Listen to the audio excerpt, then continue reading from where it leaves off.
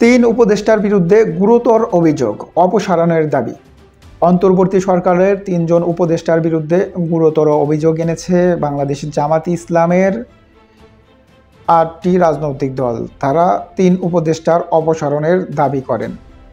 তবে কোন উপদেষ্টার নাম উল্লেখ করেননি দলগুলো।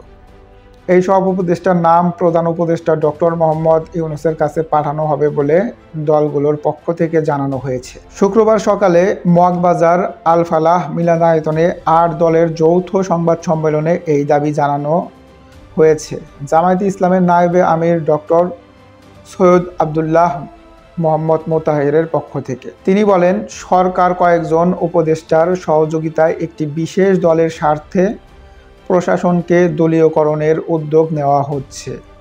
কমপক্ষে 3 জন উপদেষ্টা ডক্টর ইউনূসকে মিসগাইড করেছেন। আমরা এই 3 উপদেষ্টার অপসারণের দাবি করছি। তাদের নাম আমরা প্রধান উপদেষ্টার কাছে পাঠাবো। এই সময় তারা প্রধান উপদেষ্টার কাছে গণভোটের জন্য আলাদা তারিখ আশা করেন। মোহাম্মদ তাহের বলেন, আমরা আশা করছিলাম প্রফেসর ইউনূসের মতো একজন বিশাল ব্যক্তিত্ব উনি কোনো অন্যায় চাপে নতি স্বীকার না করে দেশ ও জনগণের স্বার্থে অটল থেকে সংস্কার কমিশনের দেওয়া সুপারিশের ভিত্তিতে সিদ্ধান্ত গ্রহণ করবেন।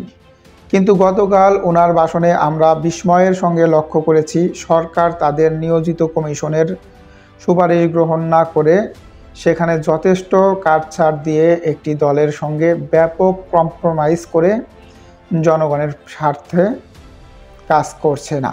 এটি বিশেষ দলের স্বার্থে অনেক পরিবর্তন এনে তার ভাষণ দিয়েছেন, যার ফলে জনগণ অত্যন্ত হতাশ হয়েছে।